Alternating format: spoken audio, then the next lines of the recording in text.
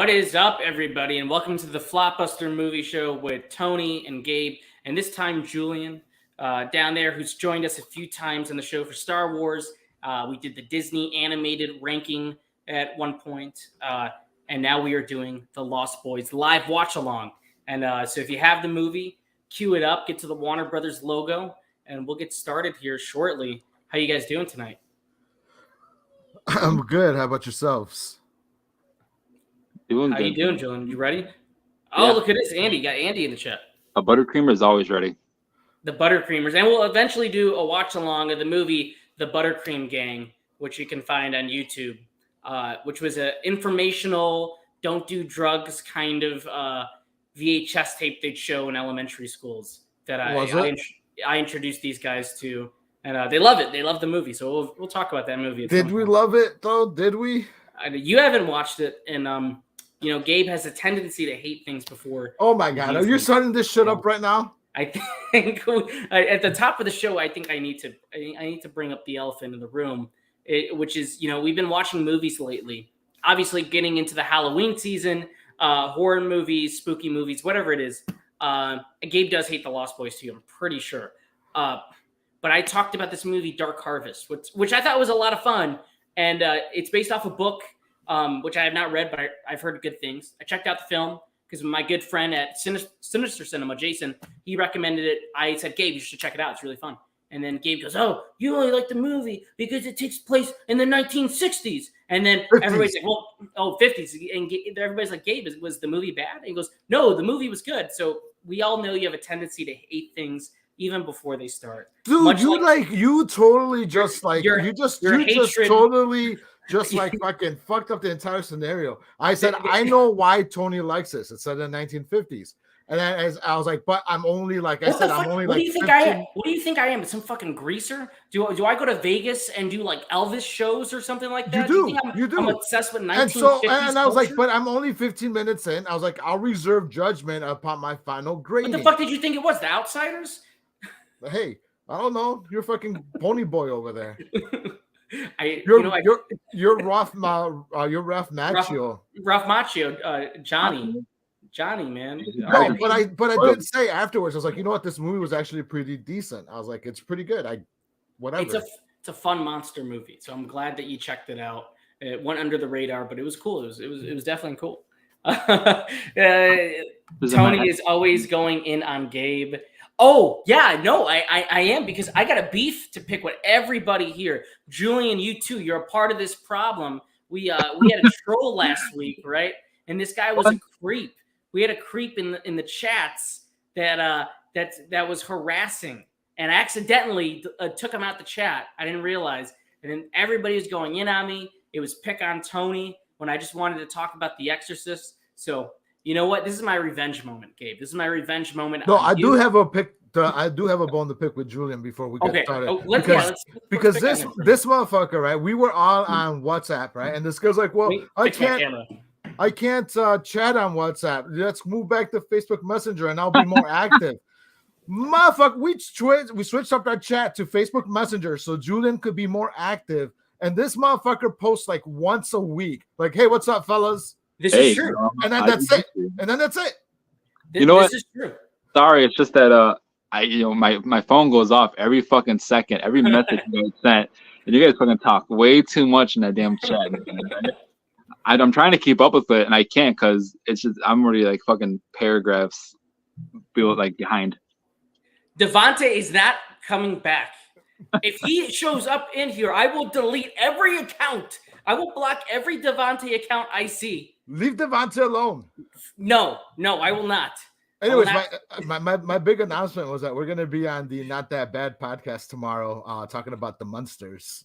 Oh, yeah. So tomorrow we're going to be on Connor's show, which will be on YouTube. Usually it's audio only. We'll be on our friend Connor's show to talk the Rob Zombie movie, The Munsters, which last year kind of opened up to Blu-ray and DVD, middle of the road reviews, very mixed. But we got some people that love it, some people that hate it. So we're going to talk about that tomorrow. And Gabe is going to dress up as Captain Spaulding. So it's going to be pretty awesome. I am. All right. So before we get the show started, what's everybody drinking tonight? Today's sponsor, Liquid Death. Oh, nice. Oh yeah, that's it's always better in the aluminum can. I got some squirt. Yeah, this water, it tastes bad. It's just fucking tap water. I ain't gonna lie. It's horrible water. I am just drinking Good and Gather purified water. That is it. It's pretty sad tonight. Nothing really there. That's it. It was, we're out of Diet Coke. We're out of the DC. There's no beer. Nothing. So no cereal. No cereal beer. Nothing. Not this week. But I'm ready to talk The Lost Boys. This was a movie that Julian picked.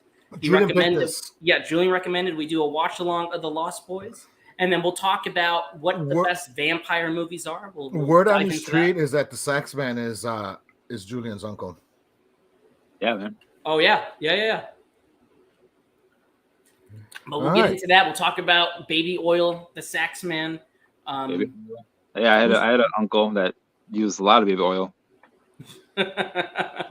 Was that Uncle Leo? Uncle Leo? No, it was was he an uncle or a cousin? It was my uncle Marcos. Yeah, he did baby oil every day, man. He had a little bottle in his pocket, and he was just fucking real quick all over his face. Oh, and I saw a good reel in here. What's up, Brett? Don't touch my root beer, Grandpa. Grandpa loved his root beer in this movie and his weed, man. But anyway, we're gonna dive into The Lost Boys. We're at the Warner Brothers logo. Julian, are you at the Warner Brothers logo? I am right. I'm like right past it, so I'm at the opening credits. I'm good. Okay, all right. Well, fuck it. We'll all be in the general same area. Yeah. So Gabe, I am pressing play. Let's press play. Are you guys watching it in Spanish like I am? No. Okay. No. I will not be doing that. I'm at the Warner Brothers Presents. Here we go. Cry Little Sister, one of the best ways to open a movie. One of the best songs ever. I love this song just for this movie. It's perfect. I will not be adding to that conversation right there. Let me know if my TV's too loud or right. I don't hear anything. I don't think I hear. Oh, now I hear it. Whoever's TV that is. Is it mine? Somebody's TV is loud. Gabe hates it already. He does. There's a great sequel to The Lost Boys. It's not the straight to DVD movies either, though. Oh, there is no great sequel to this movie at all. Okay. There is, but you got to read it. It's a graphic novel, but it's good. Oh. It's really good. And it's who reads nowadays? But it's a very short read. It's like 140 pages, all the same characters. They even got the saxophone man in it, and they turn him into a vampire slayer in the book. Picked up the 3 film collection. There you go. We go watch 2 and 3. No, I'm not watching them. I watched the trailer for those, and they do not look good. They're pretty bad. And we got the boys here.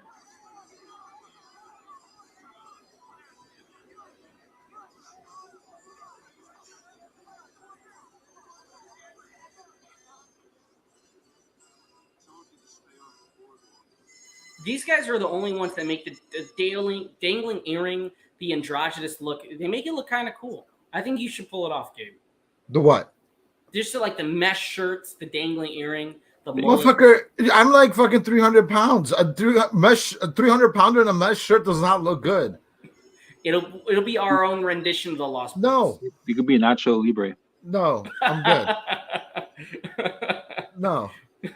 You just want me to make a fool out of myself in a freaking mesh shirt. Dude, Leo says, do you think the Lost Boys ran a train at any of the Boardwalk Honeys? 100%. And then drain their blood. Dude, if you do Nacho Libre, I'll be your sidekick. Dude, I already did Nacho Libre. Oh, you did. You were there. Oh, yeah, you were a luchador. Yeah. That's right. That's right. Yeah, so this boardwalk scene, which is great. It's so much fun, and it sets the tone for the movie. Also, we get a little bit of this in Us. In the beginning of Us, they're talking about a movie being shot on the boardwalk, which is The Lost Boys, which is cool that Jordan Peele did a tip of the hat to this movie and that. I gotta say, I really do like how they do the vampires flying. It's just like that third person. Oh yeah, just the POV gliding through. Yep. Leo's saying to do the mesh shirts, Gabe. He says do it. No. Just do it. I think you guys can rock the mesh shirts. I'm not doing no mesh shirts. Tony, me and you can do the mesh shirts, and we can be fucking Night of the Roxbury. The brothers, Doug Butabi and Steve Butabi. I will pass on all things mesh. That haircut from Night at the Roxbury is back in a big way. I see like 17-year-old kids all rocking that same haircut. It's huge. It's back in style.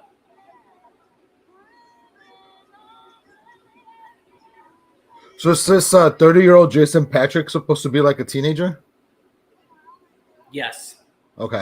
Also, he was like, I don't think he must have been maybe 20, 23, 24. How old was Jason Patrick in this one? Like, I don't know, but he definitely looks like he's like fucking 40.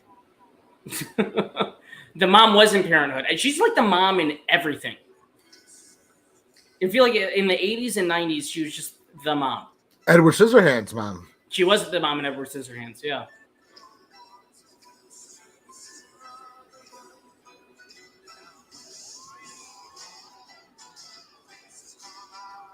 Was it Santa Monica Pier? I don't think it's Santa Monica. I believe it's oh man, what's the pier for this one? We is the Santa Carla Pier. Is this Long Beach?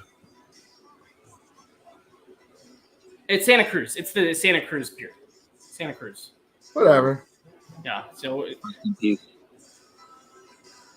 if it was Santa Monica, it would be like 20 times more ratchet than what it already is. I don't know, dude. This is pretty ratchet. Oh no, it would be worse. There's some dirty ass people in Santa Monica. Oh, we got some feet. Quentin Tarantino to this movie. In old movies, people love putting their feet out the window. We got a couple cholos here. Gabe would feel right at home. They're my peoples, bro. They're my peoples. The gutter punks never left. These dudes look like something out of RoboCop. Oh, damn. Tony had a mohawk once.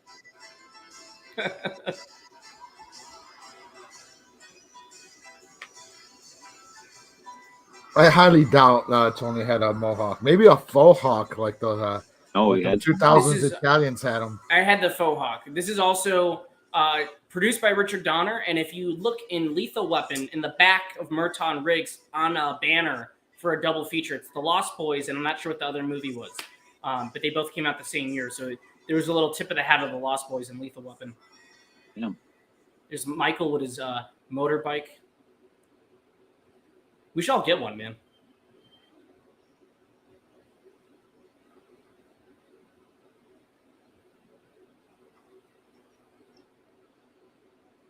Stop summoning Devante, all right? Stop it. We are not summoning Devante. Devante Adams? Who the fuck?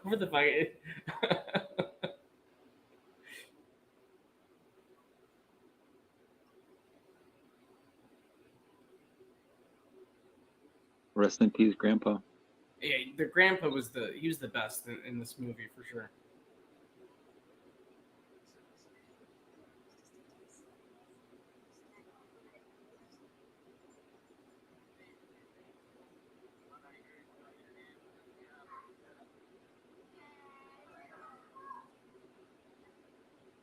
Kind of opening.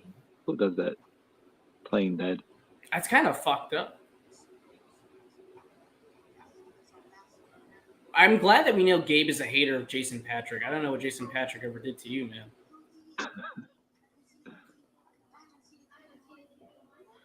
You know what he did? He gave Vinny Chase a hard time. Fuck him. Oh, an Entourage? Yeah. It is a fun vampire movie. It really is. Is it though? It's so much fun, man. Now, I can't get behind, some people think it's the greatest vampire movie. I don't know if it's quite that. It's definitely in my top 3, maybe, for sure. I would say top 3. And not to take away anything from the movie. I love this movie, and I'll get into why and more details about it. But for me, number one will always be Fright Night for sure. The remake, right?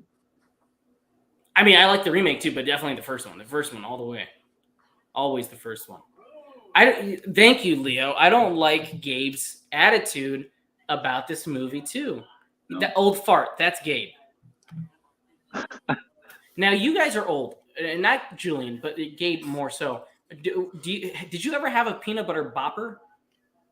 No, dude, I ain't that maybe fucking Leo. old. Leo, did you ever have a peanut butter bopper?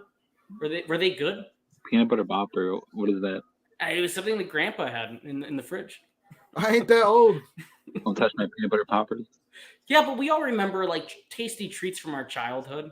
You know, things that deep cuts. That what do you think remembers. My childhood was? My childhood was the 90s, late 80s, 90s.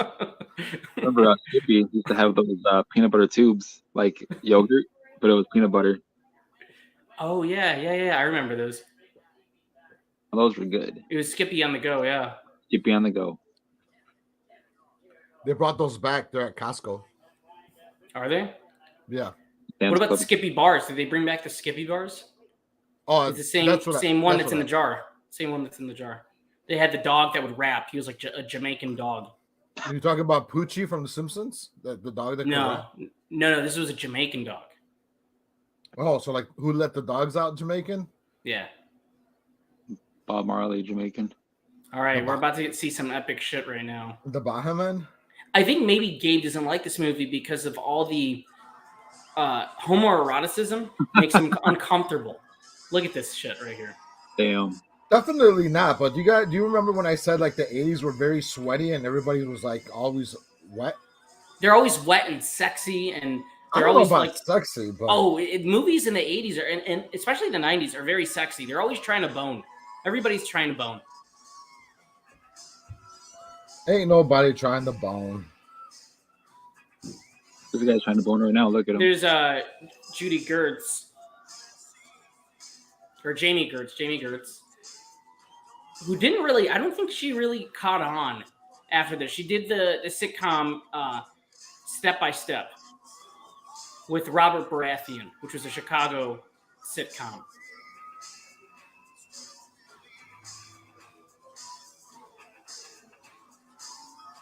But she's amazing in this movie, Gabe. I mean, I don't know what it is what you hate about. Maybe you hate Michael because of his love interest. I'm not sure.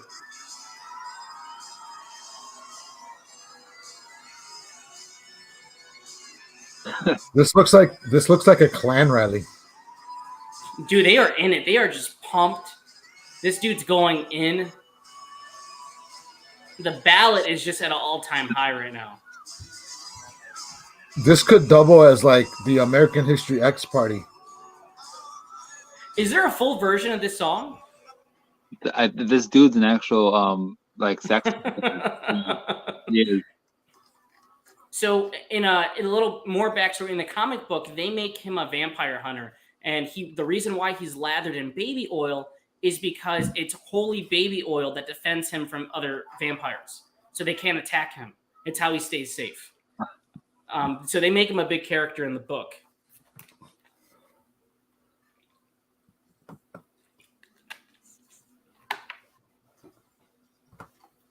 Interesting. Here's the boys just rolling in, ready to tear shit up.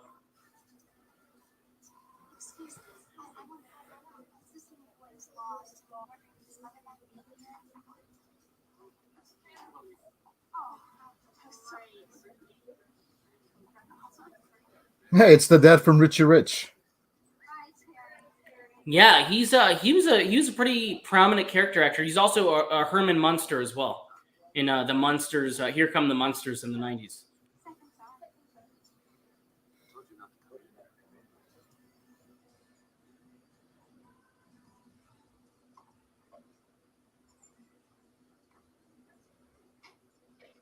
Here's this motherfucker with his rat tail. What other movie is that guy in? Rat tail guy. Bill and Ted. Bill and Ted. Okay. Yep.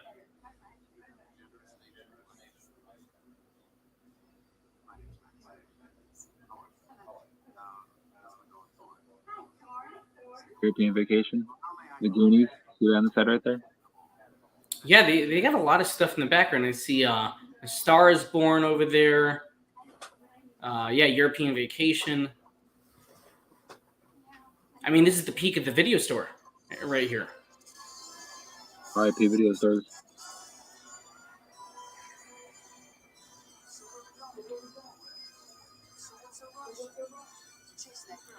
Okay, Gabe, if you don't want to dress like any of the Lost Boys, Michael and his crew, can you please start dressing like Corey Haim? You could put your hair like that. You could get the fucking Wonder Bread shirt, whatever he's wearing, whatever that shit is.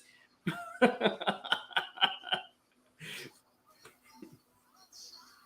want this kid's jacket. Yes, Alex Winters does direct. Yeah. Oh, there he is.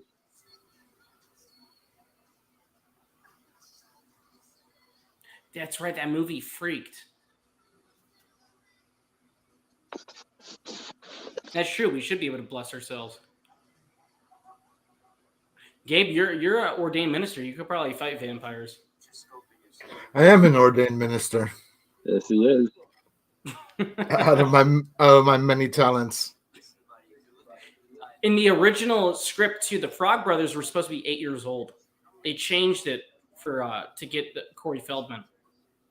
They should have kept it as 8-year-olds. He's doing like the worst Rambo impression. That's like they made the sequel. It's just all about the Fog Brothers. It's stupid. He needed a check, man. Corey Feldman's down bad. Have you guys seen his music?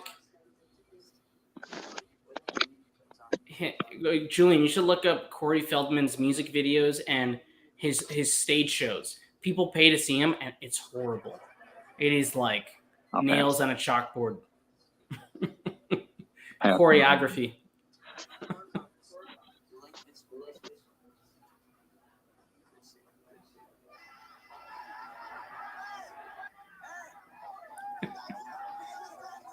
Oh, we got little Michael Jackson. And then Leo says, I can see it on his face. Gabe hates this so much. Do you okay, let's clear the air. Gabe, do you actually hate the Lost Boys? I don't find it as fucking Holy Grail-esque like how everybody holds in such high fucking regard. When was the first time you watched the Lost Boys? Last year. Maybe that's why. I think that's why. I don't think that's why. I mean, I've watched things for like first timers. I do. I know. I agree with you. But I think there's certain movies that, regardless if you grew up in the 80s or the 70s, whatever it is, I think if it's a cable staple and it's always on TV and somebody's always like watching it every year, I think you're going to be more inclined to like it than somebody who goes, oh, I've never seen it before. Let me see what this is all about. Like this one, A Christmas Story. I can't fucking stand A Christmas Story. Damn. Yeah, Christmas Story, they play like 24 hours a day. I mean, on TNT. You gotta watch it at least once a year. No. You gotta watch it. It's a tradition, man. I think the nostalgia carries this movie a lot. I also think there's other aspects of this that are great. I think Joel Schumacher directed the shit out of this. It looks awesome. It feels like a comic book. It feels like a comic book story for sure. But I think the nostalgia of everything, the style, the clothing, the quippy lines, it's definitely like that's what's going to hold it in such high regard for most people.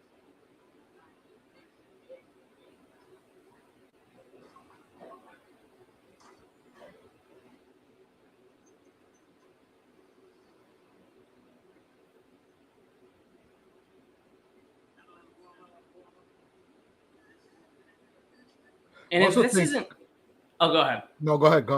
I was going to say, if this is not anywhere in your top 5 vampire movies, what are? I thought we were going to say that for the next Sunday's episode. Wow, we could talk about vampire movies. We're already talking about vampire movies. Might as well. Bram Stoker's Dracula. Okay. Interview with a Vampire. Okay.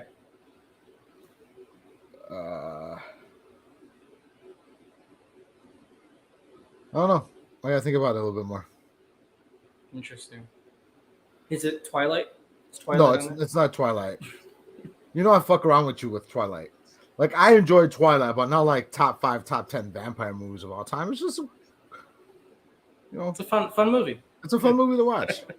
I don't know if I even have an opinion on Twilight. I feel like it was one of those cultural things that happened that people hated on that never saw it, and then the other people that like were obsessed with it loved it.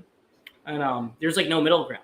I wouldn't say I was obsessed, and I wouldn't say that I saw them when they were coming out. Like, I didn't go to the theaters. I always checked them out when they went, released a blockbuster. Right.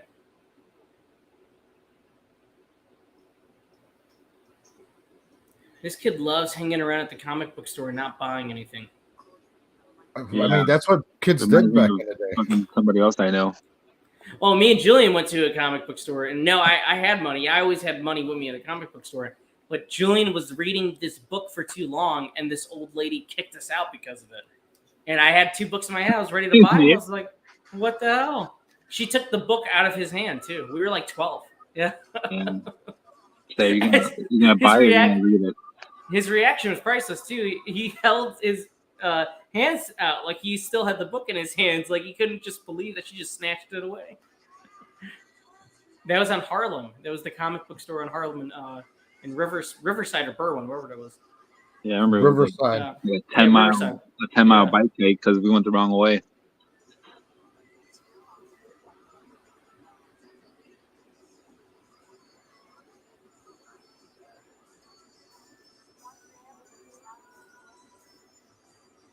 Shit, when LeBron.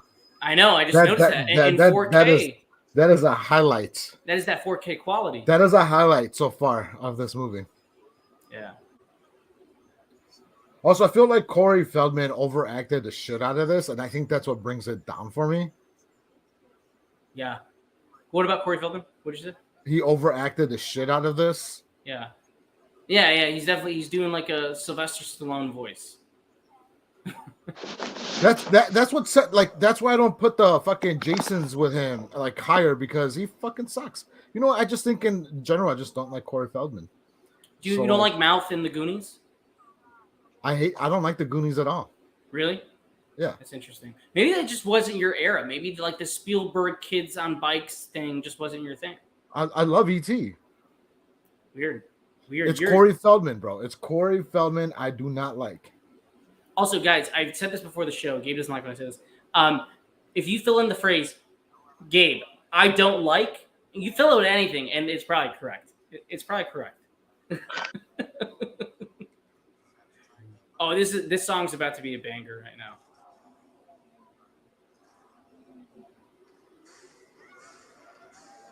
Epic.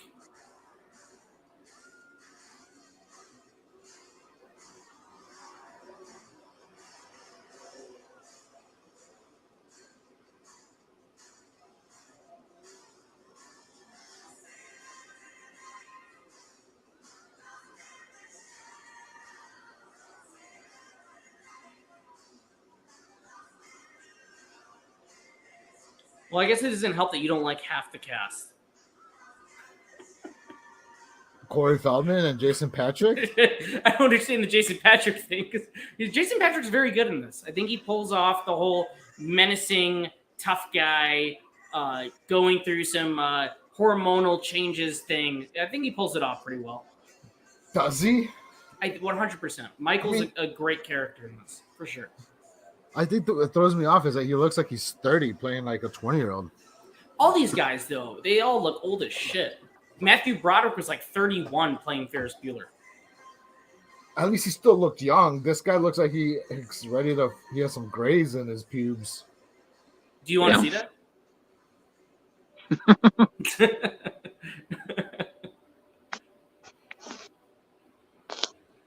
Yes, I do.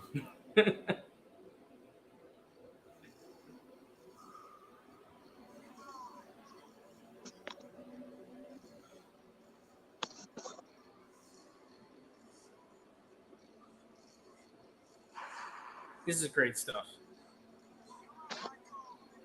Michael.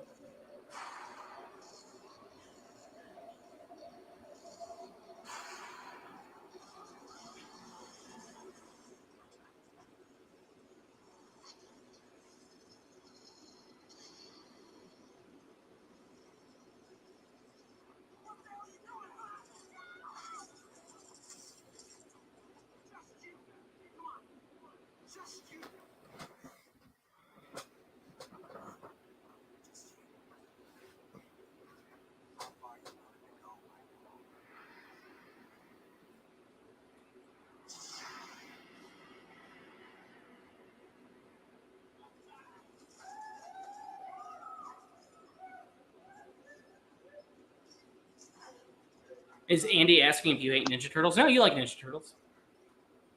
I do like Ninja Turtles. Yeah, he hates almost everything but that. Yeah.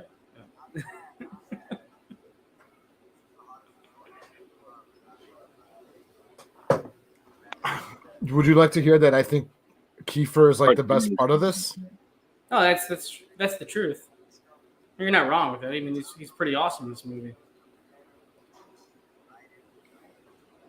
This is not the only collaboration with him and Joel Schumacher. That was like his muse. He used him quite a few times, and especially he has the he's the unknown man in phone booth. He's the assassin. He's the guy in the window. If that's his muse, Willie, you think they were fucking? No, but I think Joel Schumacher wanted to fuck him, but couldn't. He just admired him from a distance. Damn, what a dog. I need a husky. This is a very interesting kid. Do you know many kids that have like half-naked pictures of Rob Lowe in their bedroom? I do. I still do. Now, Rob Lowe's an American treasure. He is. Yeah. Soda pop.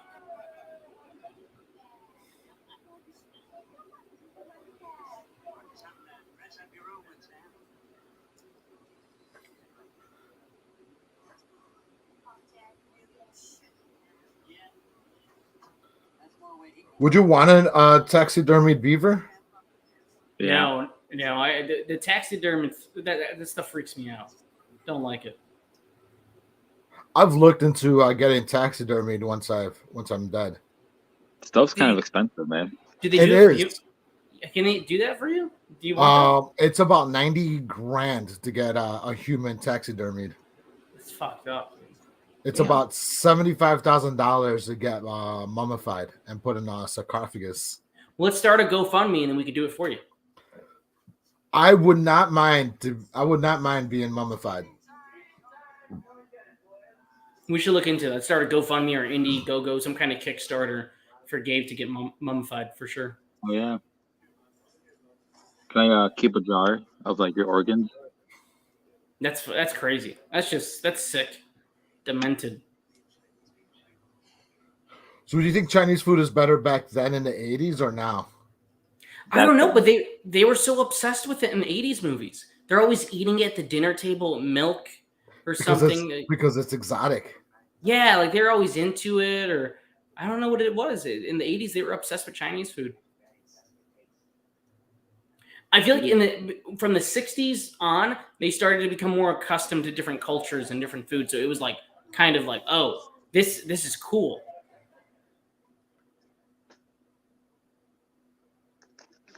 Chinese food is good, man. Taco Bell changed it all. They did it to the girl who died in Mexico, and her mom has her on display. Dude, it would be cool to be put on display. Where would you want to be put on display at?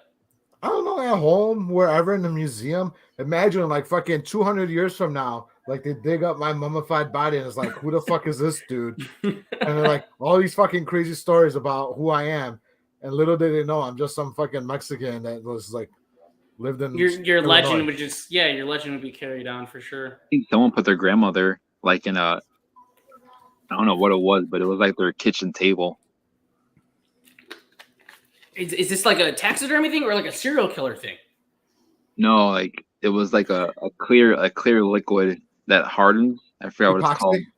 Yeah, but they put their grandmother's body in the epoxy, and they just made it like a kitchen or dining room table. That's messed up. That's interesting stuff. Well, hopefully by the time we get older, Julian, they'll have invented something like a surrogate or whatever it is, where you put your brain into another body and you get to control that one. So maybe you're on life support, but you control a new body. They're working on it because I've been looking into it. Like Get Out. Something like that. Yeah. It's gonna be with AI. You could just upload your consciousness to AI, and then you have a robot body with your mind. Yeah, I wanna be like Chappie. You know, I want to do a little Chappie robot. Yeah, I think that would be cool, and then we could just live on. Just live on forever as a robot. We'll have to get oil changes and shit. Yeah. You'll have to check your oil with the dipstick. You just take out your little dipstick out. Some great transitions here. Obviously, the more money you have, the better your robot body is. Yeah. You know, I was at Whole Foods today. I showed you guys. You know, things are getting a little crazy out there. You could pay with your palm now. Pay with your palm. There's some kind of digital imprint they do on like your skin, and it gave me it as an option. So you have the tap screen, and then you have a separate one that says like it's like Amazon Palm or something, where like you scan your hand and that's how you pay. That's the mark of the devil, sir. That's the mark of the beast. Is it the mark of the beast? I love this part. That's very homoerotic. Look what he's doing to his lips and mouth. He's into that shit, man. He's a vampire. He's tasting that wine, man. I don't want none of that. Would you guys drink the wine? No. I don't know. I would. I'll be a vampire. I mean, would you rather be a vampire or a werewolf? Vampire. Werewolf's got it bad, man. That sounds like it hurts, man. You got the fucking. And they got no control, nothing. Yeah, being a werewolf would not be good. They're stronger than vampires. Yeah, but then you live your life on the run. Do you though? I mean, you're human for 100%.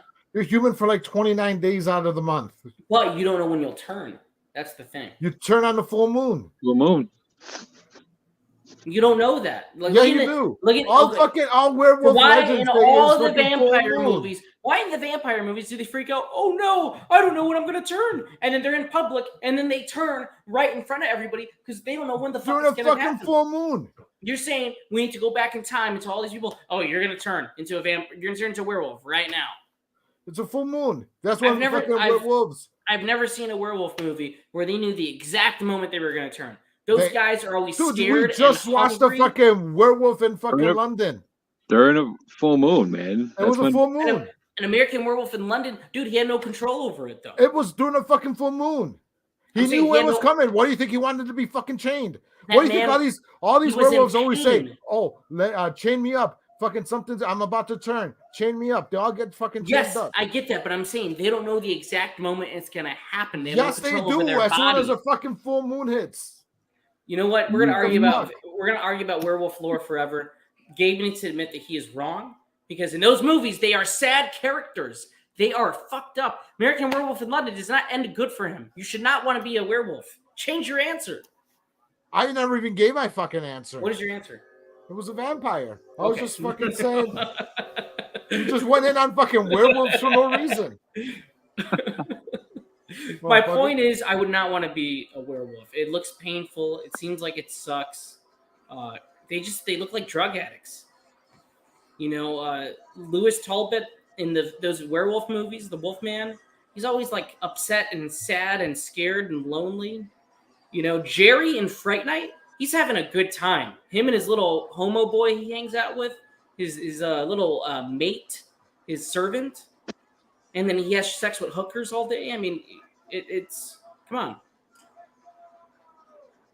It's definitely better. I'll be a vampire. Hey, what's up, Chris? We're talking about being a vampire or werewolf, whichever one you would be. Gabe went off on a tangent like he was going to pick werewolf, and then he started mansplaining this werewolf lore to me. I only did not to, at go the off end, on a tangent. Say that he would just be a vampire. So we argued about it for no reason at all, actually. Your top favorite werewolf movie?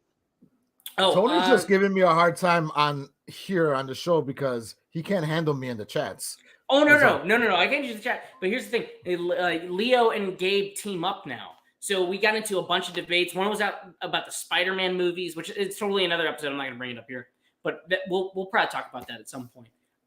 We get into that, and then Gabe's dislike of pickles on sandwiches, which is just fucking strange. Who the fuck likes pickles? I mean, come on. This is crazy stuff. Man. This is pickles crazy are disgusting. Listen, you 4.5 size man. Oh, that was another thing. He said my shoe size was 4.5 feet. Like, dude, what? That's some crazy shit. You could have said 7, 8, but you went for like 4.5. Yeah, 4.5. That's like Peter Dinklage size feet, man. It's not my fault that God gave you 4.5 size feet. I'm not size 4.5. Not even size 8 or 8.5. Okay, so werewolf movies. American Werewolf in London for sure. The original Wolfman, 100% is on there. And then I would have to say I really dig the Benicio del Toro one. That one's one that I feel like a lot of people hate. I enjoy that one. The Jack Nicholson Wolf, that one's pretty fun.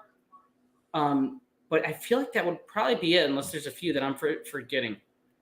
But as far as those go, I feel like the werewolf stuff's not really all that my jam. I don't think I've seen many besides the obvious ones, besides Wolfman and American Werewolf in London, stuff like that. I'm a big Silver Bullet boy. I love Silver Bullet. Yeah, Silver Bullet. I mean, yeah, that's another good one. I love that movie. I haven't seen that in years. How about Wolf Cop? I haven't seen the Wolf Cop movies. Teen Wolf. I guess Teen Wolf counts. It's a basketball movie. It's a great basketball movie. Chris says Ginger Snaps. That's a fun one. Ginger Snaps is fun. Yeah.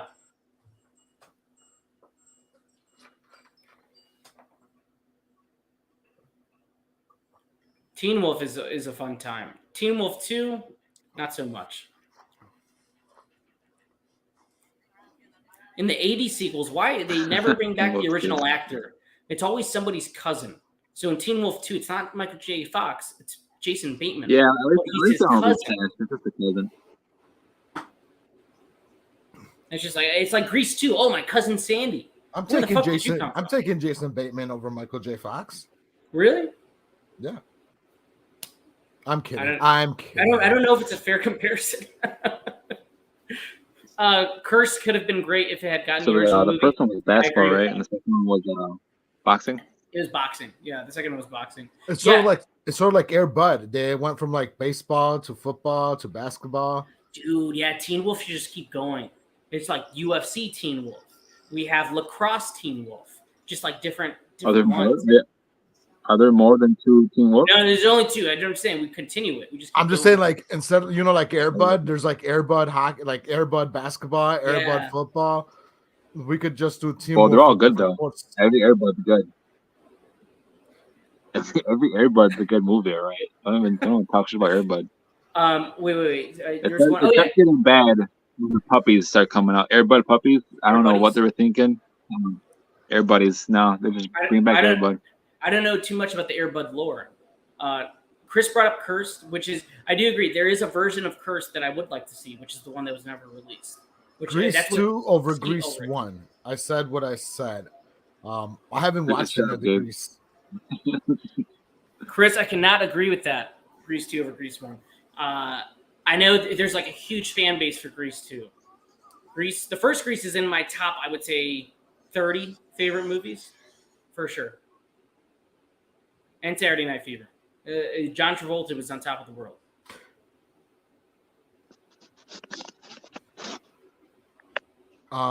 Saturday Night Fever is great.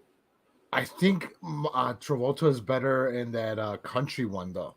Oh, Urban Cowboy. Urban Cowboy, dude. Yeah. Like Urban Cowboy was fucking good. It was good.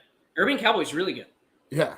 He was on a little run there, and then he kind of middle of the 80s fell off with Staying Alive, and he did that movie with Jamie Lee Curtis. He did another one with Olivia Newton-John, and then he wasn't really back until Look Who's Talking.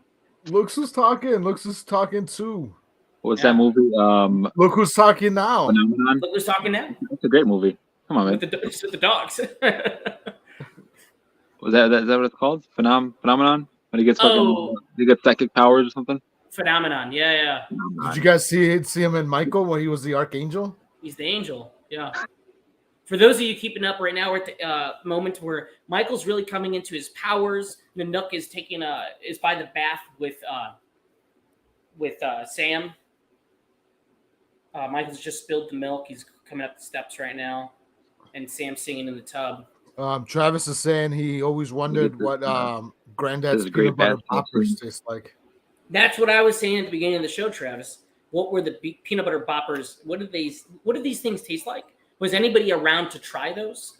I want to know. It's one of those discontinued items that it's just a mystery to me. Reese's peanut butter cups, maybe? Yeah.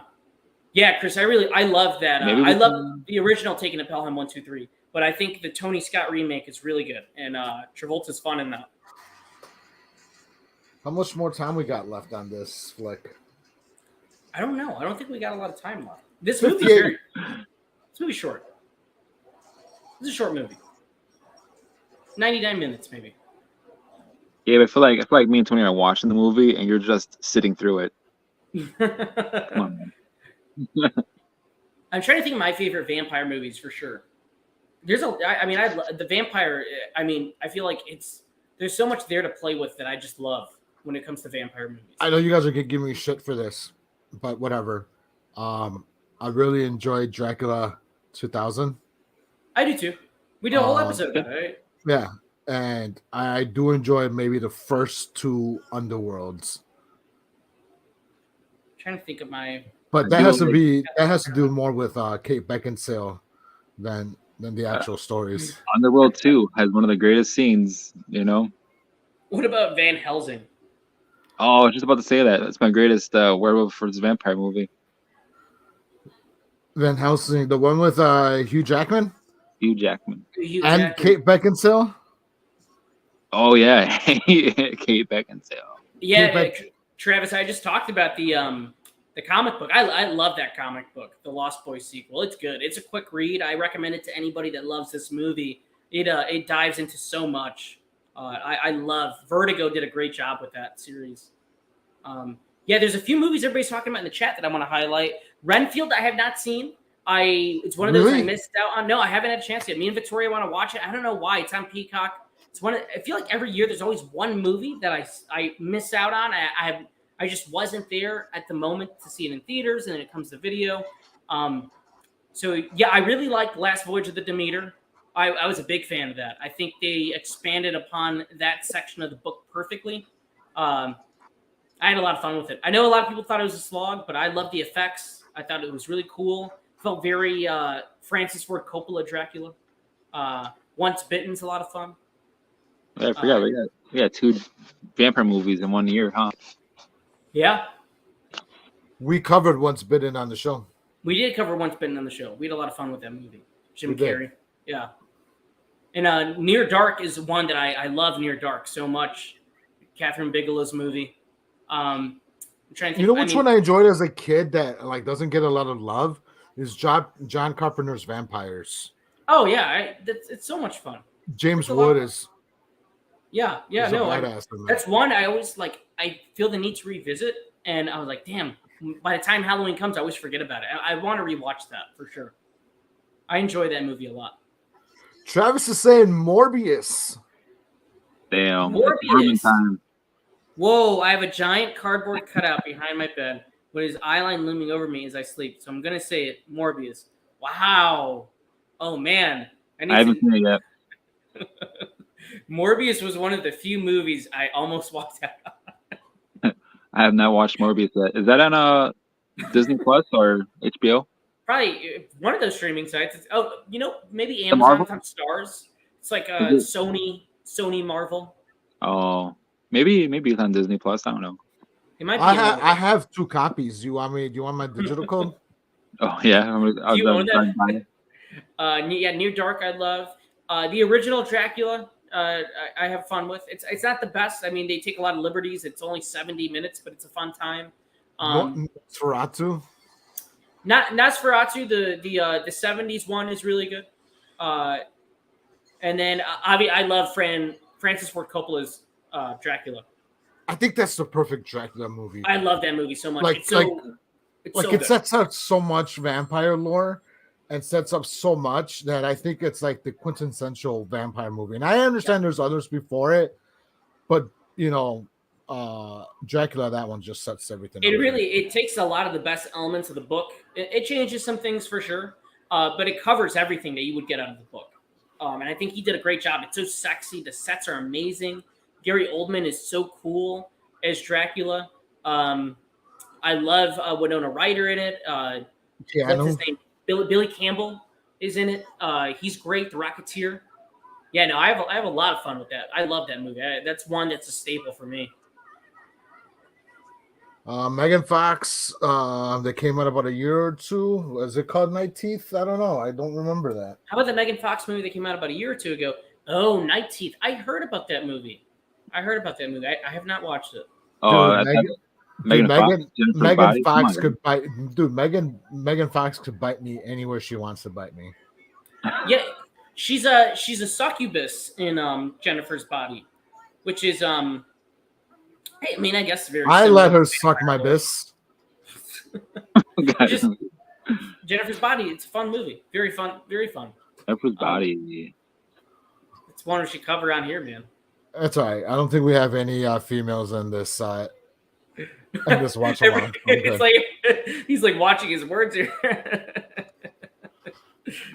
Yeah, no, it's a fun one, man. Yeah, I'm trying to think of other. I mean, Dusk Till Dawn. That's one that's ridiculously fun. Oh, Dusk Till Dawn, yeah. Selma Hayek. Of course. Yeah. I'll drink anything off her feet. And it's like the birth of Clooney there. That's like his coming out party as a movie star. I feel like that movie for sure. 100%. No, it was Batman and Robin. Come on. Batman and Robin. Come on now. Batman and Robin. The movie that tanks his career. Did not tank his career. That 100%. He was on the rocks. He was on the rocks until out of sight. And a bat credit card. Come on. Come on now. He was on the rocks until out of sight. He was not on the rocks. He had ER. What? He was like the fucking. Done with ER. He was done already. He wasn't done. He was going into movie stardom, dude. He came out. He had a few movies there from '96 to '98 that were supposed to be huge. Out of Sight was big. Dusk Till Dawn was big. Batman was bad. It tanked. Critics hated it, and then Warner Brothers spent too much money on it. So, but everybody else enjoyed it. Who? You when you were like 9? We did. We did. I'm not gonna lie. I think that when you're a kid, the novelty of watching Batman and Robin is there. As a kid, I wouldn't have thought it was a bad movie. It was just, it was fun. We all wanted to suck on them bat nipples. Tony would watch Batman and Robin in his Batman fucking pajama pants. Dude, I had Batman and everything. I was a Batman connoisseur. He still is a Batman connoisseur. Of course. Gabe tried telling me Batman's not a detective the other day. I didn't. Motherfuckers coming out here saying all this fucking shit about me. And I'm like. The assumptions. Assumptions. Everybody's fucking assuming shit. Blade 2. Yeah, man. Blade 2. I just watched Blade 2 a few weeks ago. It rules. Blade 1 and 2 both rule. When's that remake supposed to be coming out, man? Like in 10 years from now. 10 years? Apparently next year. Apparently. I don't think it's going to happen. Honestly, the cast sounds amazing. Mia Goth. Mia Goth is, I have to be summoned for the Lost Boys. What's up, Mia? Yeah, we're in the middle of it now. Max has just walked home, the mom, after their date. Michael's just really discovered his powers. I got to move my laptop to get this charger in. Oh, shit, bitch. See if it works. All right, that works. My laptop's like 10 years old. I'm surprised that it still works. Me too. They told me at Apple, they're like, you should throw this in the garbage. It's like it can't do anything. Well, Apple just wants you to get a new one every year. That no lie. I think the lady was trying to con me to get a new one. She was rude. She was super rude. Anything Apple you own, you should just get rid of, man. Exactly, no. Julian. No. Exactly. No, for them, it's like this Android iPhone thing. I don't do the Android. I like my stuff on iPhone. I like the consistency. I don't have anything negative to say about Android. Gabe wants to rope me into an Android debate. But I haven't even said anything about Android, dude. I don't know what you're trying to start a fight. Motherfucker trying to start a fight over here. You've been trying to start a fight ever since the beginning. This MacBook Pro was bought for college 9 years ago. I just can't wait to get your next iPhone and discover things that I already have on my Android already. Oh, really? Yeah. Because you discovered so much. You're still shooting in landscape mode. You're still shooting vertically. So, Julian, I have a Google Pixel. That's my phone. Why is it in 4K quality? Huh? That is right. That is correct. I don't know why Julian's shooting in portrait mode, giving us an upshot of his nostrils. Oh, this part's the best. They bone, and it's just a bunch of transitions, and then you see the sky. That's what I'm saying. In 80s movies, they were so into the sexual energy. On Kiefer?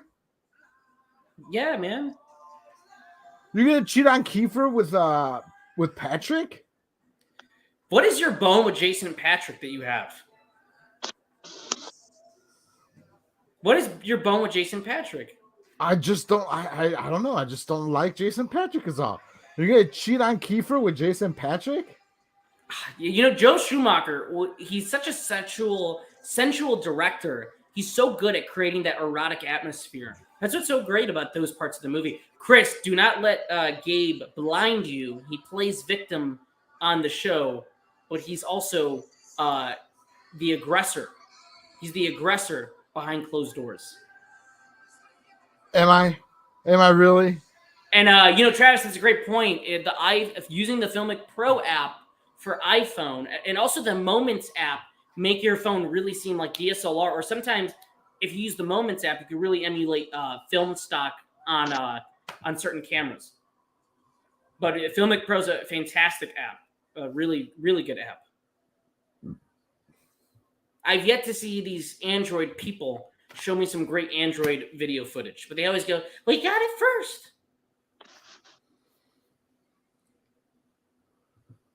Who are you talking to over there? Ain't nobody trying to debate you on Apple versus Android. You're like just going in. Travis brought up an app, and you guys just brought up I'm done with the Android. I didn't bring up anything. I'm done with it. I didn't bring up anything Android. I am enjoying this movie. I'm actually getting into it. You know what? I bet that's a great Apple app, but we probably already had it like a couple years ago. So. Oh, what happened? The apps just magically disappear off Android forever? Then they just go to iPhone? Yeah. Andrew's like, we don't need this anymore. Apple can have it. What is it? Fucking hand-me-downs? Yeah, who's the creator of Android? Who made Androids? What is that? I have no idea. I don't know it. I know nothing about phones. I don't know anything about this phone. I don't know. I don't know shit about phones, but just I'm pretty sure that guy's still walking around. It's Google software, bro. Google created the software for it. Well, I bet that dude's still walking around today. That's such a cheap shot. That's such a cheap shot. That Apple creator guy, he was cool. The Apple creator just died. He dead. Yeah. Oh yeah, they do charge you for Filmic Pro now. Yep. They sure do, Travis.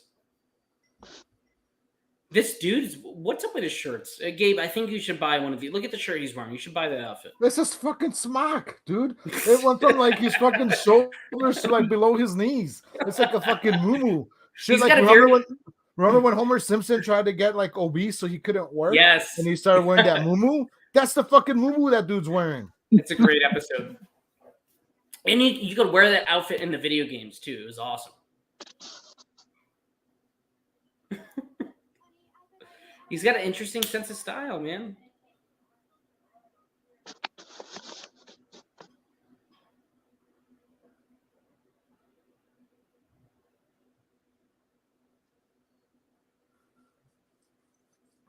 What were we talking about? We were talking about top vampire movies. Yeah, top vampire movies, and then we had just talked about werewolves. We talked about the werewolf movies. Yeah. What else is it that you turn into? You got werewolves and vampires. What else can you? That's really it, man. Zombies. You can turn into a zombie. I mean, zombies. The best zombie movies. I mean, that's Dawn of the Dead, Night of the Living Dead. I mean, Romero had a stranglehold in the zombie movies. I guess. Zombieland. Zombieland's fun. I love Shaun of the Dead. Shaun of the Dead is awesome. Yeah. Train to Busan. Train to Busan. Yeah. Whatever. Yeah. Train to Busan. Here's they did Dude, I will say this. I really love and enjoy the sadness. So. Oh yeah, you're a big fan of that one. Yeah. I am a huge fan of the sadness. Like that's like top 5, maybe even top 3 zombie movies for me. The sadness. Yeah, that movie's. I haven't seen it. I've heard it's insanely effed up. You got like the first 3 seasons of The Walking Dead. I would say like the first season of The Walking Dead is like very good, very like top tier. If you like zombie stuff, first season Walking Dead is really damn good. And Snyder's Dawn of the Dead. Don't let Victoria hear you say that because she absolutely adores The Walking Dead. Oh, she knows this. She knows this. First time I came over to Tony's house, he was watching Walking Dead, and I was like, "Oh, I didn't know people even watch the show anymore." Yeah. You know, the first season I love. I fell off around season 5. Victoria watched it to the very end. She watched it all the way through. I fell off at season 8. After season 8, I was like, I don't need to watch this anymore. It was Carl for me. After they killed off Carl, that was it. You just spoiled it for everybody. Oh shit!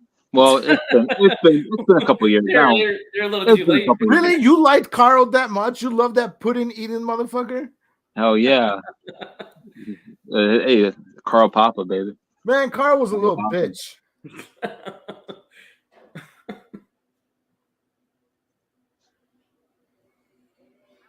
And this is the dinner scene with Max. They're testing out if he's a vampire or not.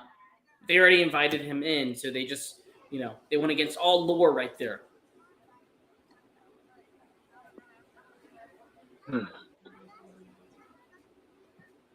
Keith David is a very underrated actor. I fucking love Keith David. 100%.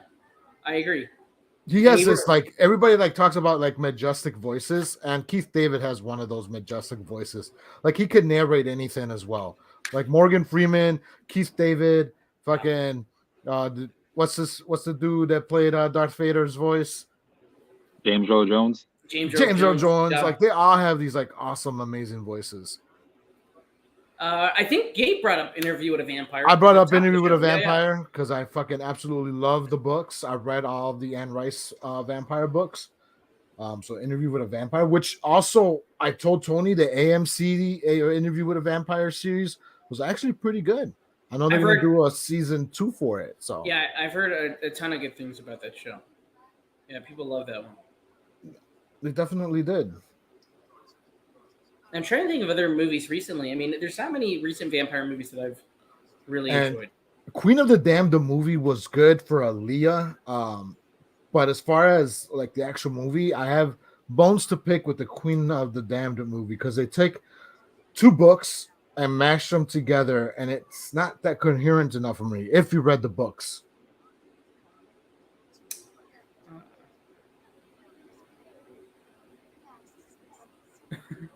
Dude, I would love to meet Keith David. He's the best. And his fight with Roddy Piper in They Live, man. Iconic fight. Oh yeah. He's Goliath in the Gargoyles. Yep. Fucking love the Gargoyles growing up. They're making a comeback for that, aren't they? No, Disney doesn't want it, even though the fucking original series creator wants another remake and everybody else wants I'm very shocked because that's a pretty beloved cult classic kind of show. Well, it was huge in the 90s and it sort of fell apart. And then when Disney Plus came out, Gargoyles was part of one of the initial shows that came back, and that it re-got that cult following. But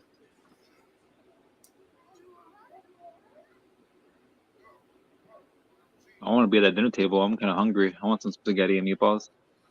I know, that should look fire, honestly. I'm going to talk about after this. Taco Bell, I got a bone to pick with Taco Bell. Oh my God! What, you're fucking picking bones with everybody. See, to everybody listening to this, this is why we get into arguments. He likes to fucking start fights and pick bones with everybody. Hold on, Gabe. You're doing the thing where you play victim. Don't do that right now. All right. What did Taco Bell do to you? You had a bone to pick with Julian at the top of the show. What the hell did Julian do to you ever? What did I do? You don't talk enough in the chats, sir. I love to hear your thoughts and opinions about everything. We just do one-liners. Travis, up, did you work? Just curious. You're saying you worked with Keith David. Did you work on that Chris Stuckman movie? Is that the movie that you worked on, or was this something else?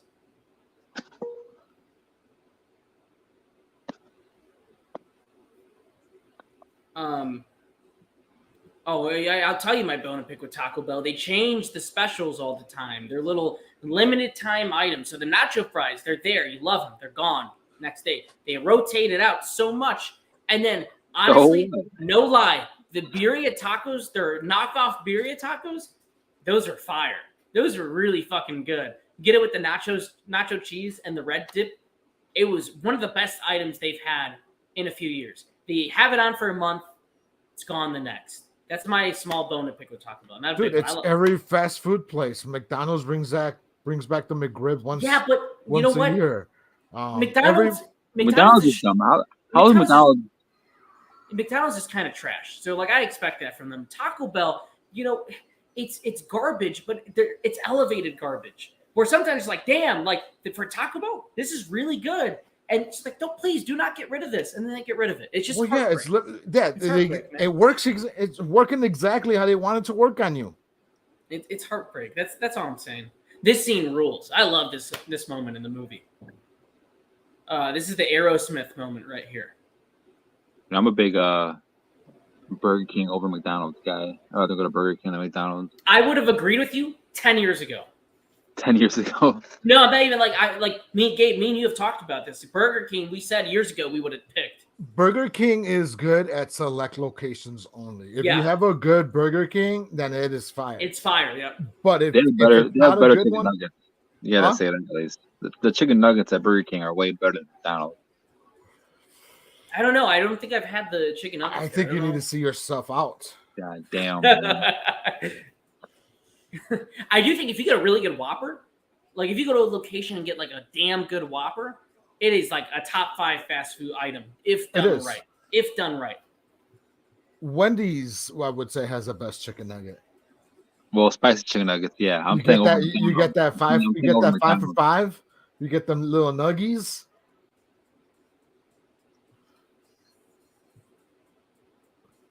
Oh, okay. So sorry, I'm catching up in the chat.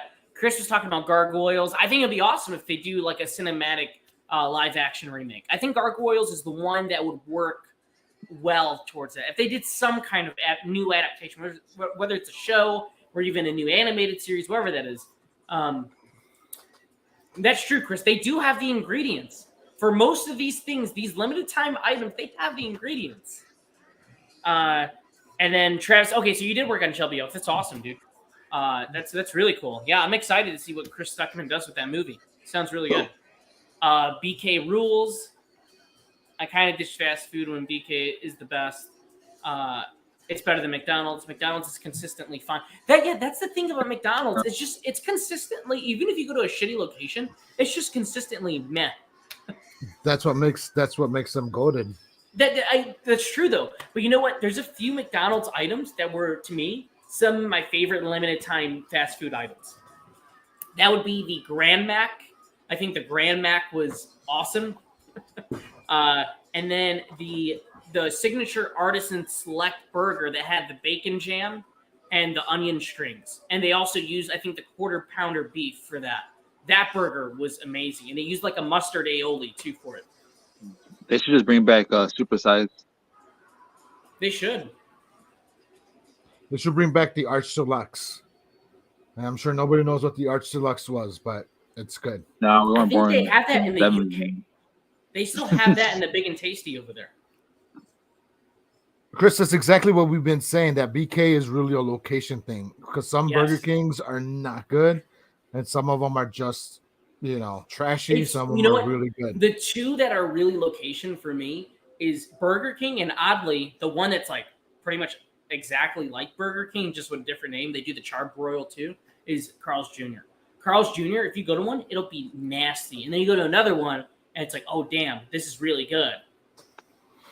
Well, I don't have a Carl's Jr.'s here or a Hardee's, so I can't speak to that. But we are planning a trip to go to the International McDonald's in Chicago. So, Gabe, if you want to go with us. Oh, now you're inviting me? You're inviting me? Yeah. See. Okay. He excludes you all the time, man. He excludes me all the time. I'm only a 2-hour drive away, and then he has to pass my house on the way to the city. I'll make it worse. It's just a 50-minute drive. Yeah, I was about to say, he's only like a 45-minute drive from you. See, look at 45, 50 minutes. Yeah, 45 minutes. It's 45 minutes for sure. Exactly. Rico Benny's. The chat has spoken. It's Rico Benny's back in the chat. Leo's not here, so it's safe to talk about Rico Benny's. A Chicago thing, but I know that was a last-minute trip, all right. Doesn't matter. I'm always down. I'm always available. Sorry, I'm trying to pull this up. I feel like a lot of fast food places, they always have random, like, huge walkouts where they just have to shut down the location for days because nobody wants to fucking work there.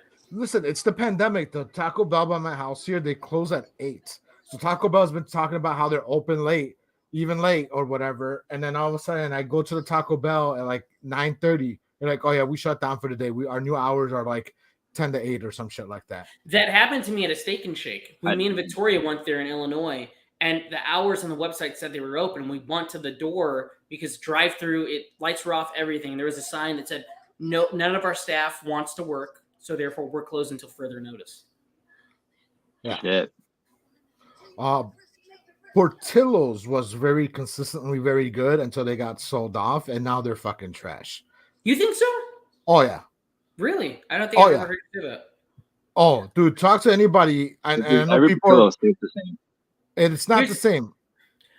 Gabe, I will. This is what I'll say to that. I think Portillo's, there was a novelty to it when it was smaller.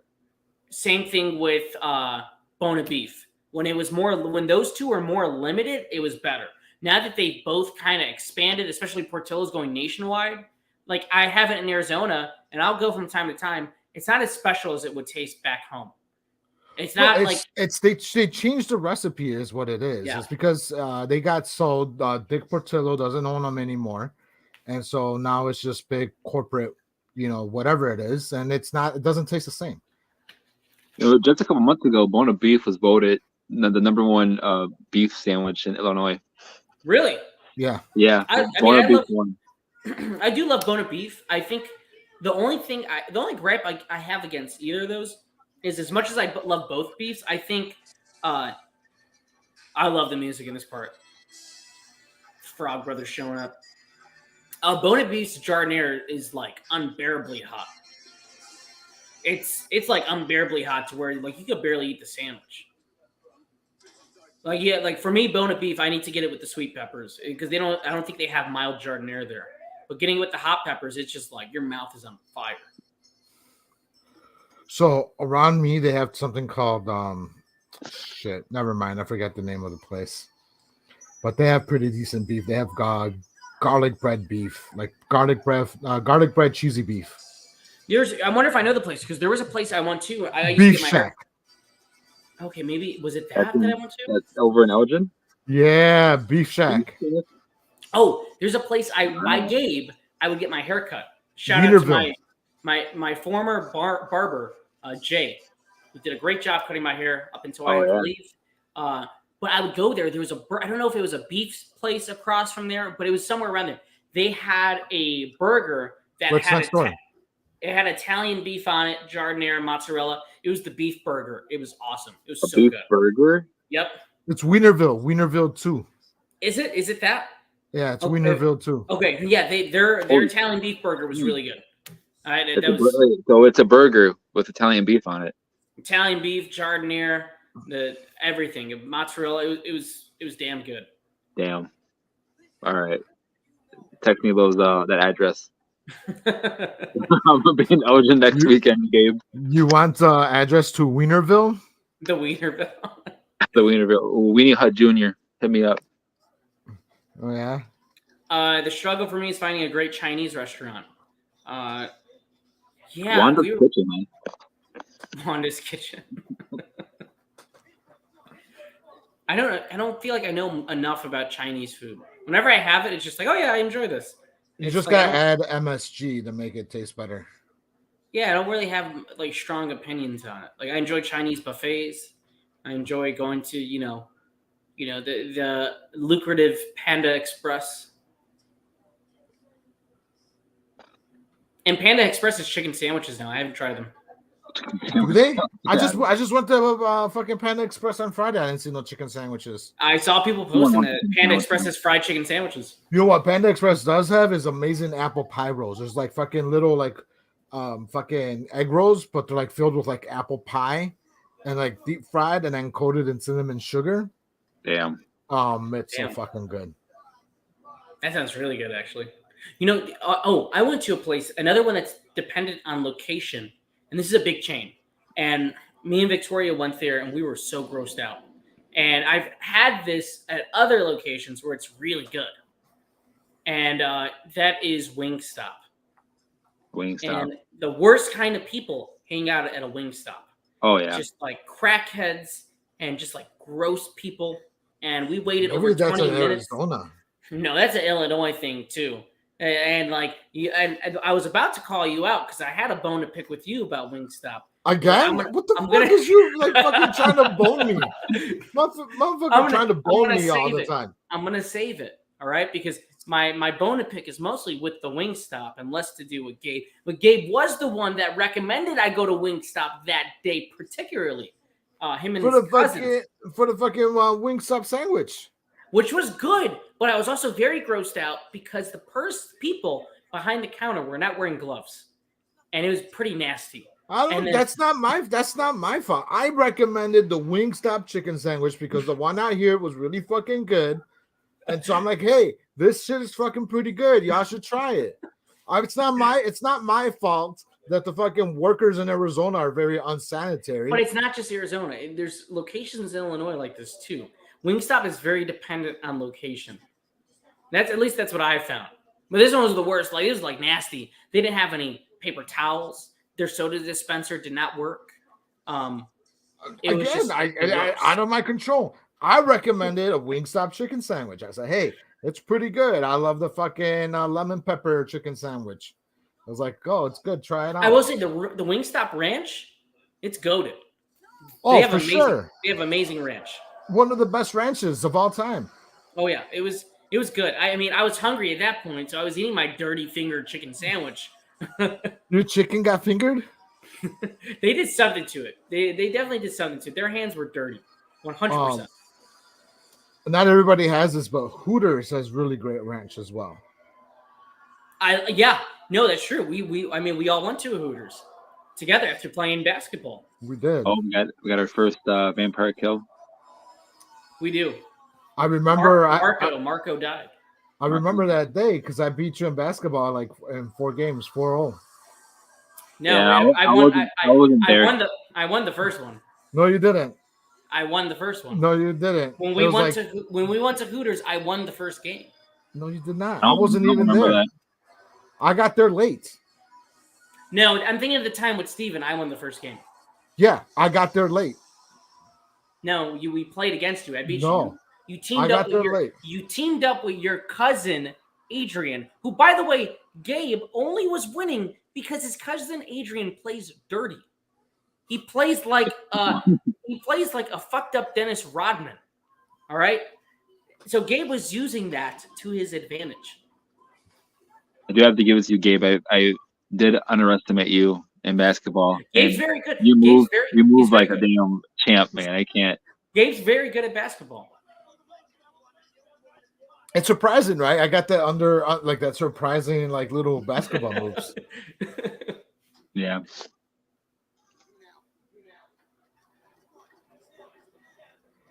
Guys, I'm gonna admit something to you guys right now. I actually enjoyed this viewing of The Lost Boys. Maybe I should rewatch it like every year and see if maybe it gets better every year for me.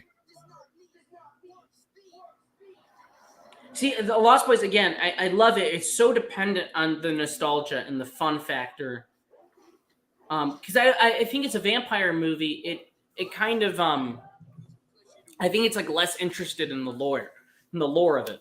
Whereas like Fright Night is so like ingrained with the lore of vampire movies.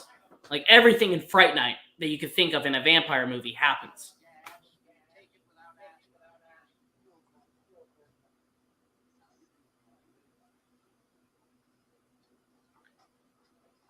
Gabe, you can at least rock Grandpa's look, man.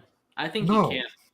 Like, dude, I don't do anything 80s. Like, if you want me to rock something out, I'm gonna do 90s. I'm not gonna do 80s. 80s wasn't my time frame, and I really hate like 80s fashion. You hate the 80s, I think, in general. I do hate the 80s. You know this about me. Yeah, you do. You do. I don't really I don't have like a nostalgia for the 80s. I don't have a nostalgia for the 80s. Like, if you look at my wardrobe, like, I'm so glad that the 90s are back because I'm fucking rocking out 90s gear all fucking day, 24/7. The 90s are back, and the 90s and early 2000s, I think. Yes, that's my era. That is my era.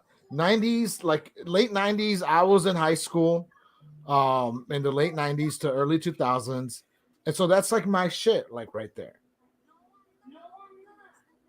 I'm trying to look at the background. I'm trying to see these VHS tapes. What they got playing. Looks like it's a music video. Some kind of a live show taping.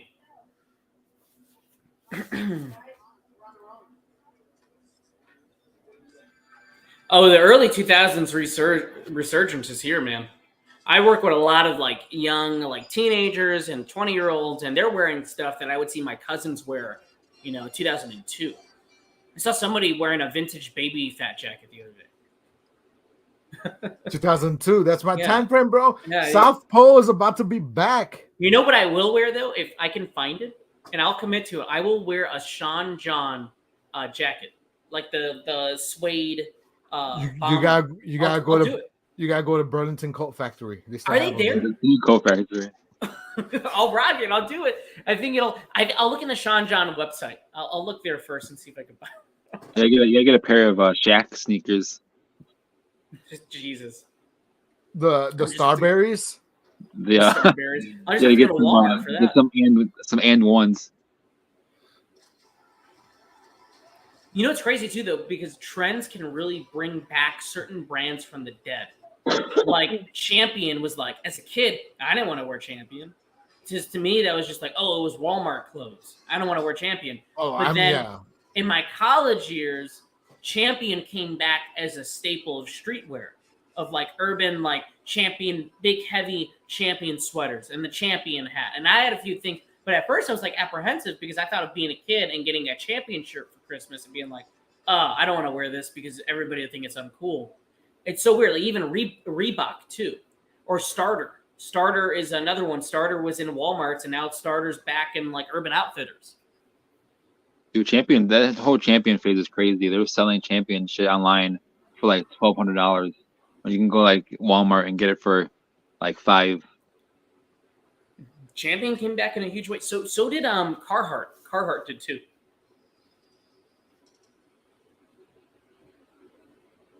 Y'all motherfuckers just make me feel old because when I was a kid in the 90s, Champion was huge in streetwear. The NBA jerseys, the Michael Jordan jerseys. Well, that's what I mean. You see how you had the Champion logo on the jerseys that you bought. Champion was huge. Like when I was growing up, Champion was a shit. And then Champion went away. So did Starter. And then they came back. Mm-hmm. Yeah. So when you said, though, when you were in fucking grammar school that Champion was no longer cool, like, it had not been cool for a while. I remember when it was cool, and then it wasn't. That's what I'm saying. It was cool, and then you were a baby when it was cool. Yeah. Then by the time that I knew what the Champion brand was, it was on Walmart shelves. It's like 2008, 2007. You don't want to get that in your Christmas gifts. You're just like, fuck that. I'm not wearing that. But then, and when you're 20, 25, whatever it is, now Champion, it's just like, oh, I'll wear Champion. It's just like a basic hoodie. Everybody has a Champion hoodie. I had a Starter pullover jacket, obviously like early to mid 90s, and when those came back a couple years ago, I had to go get a Bears Starter pullover, which I don't wear because it's a Bears jacket now. Dude, you should look for those those starter jackets. I saw a dude thrifting them, and they're insanely priced now. Like the vintage ones from the 90s, just insane prices. Yeah.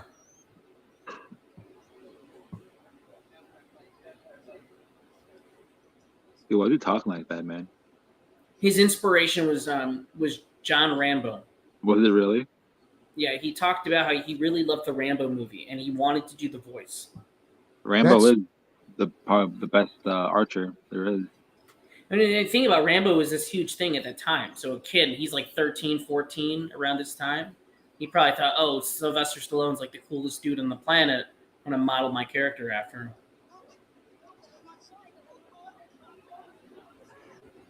It is ridiculous that he's talking like that.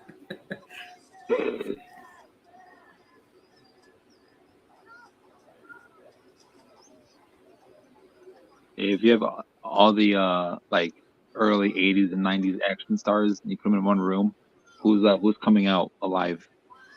80s, 90s action stars, who's coming out alive? John Rambo, right? I know. Jackie Chan.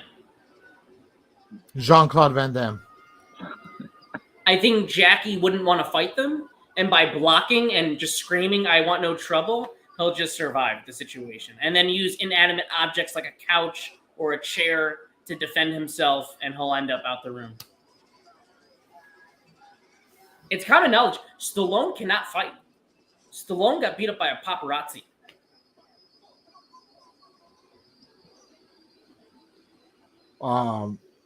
You know what, though? I revised my answer. Chuck Norris. Oh, yeah. Yeah, I mean, Chuck Norris was a real badass. Chuck Norris was a real badass. Chuck Norris was a real karate guy. I think Jackie Chan also gave some props to Chuck Norris. Like they both had a mutual respect of each other. Yeah. I love the Avoid the Vampires look in this. Chuck Norris had a standoff with Bruce Lee. I don't think Jackie Chan ever fought Bruce Lee in a movie. That's true, but Jackie would always fight like 30 dudes at once in his movies. Hey, well, he takes a lot of meat.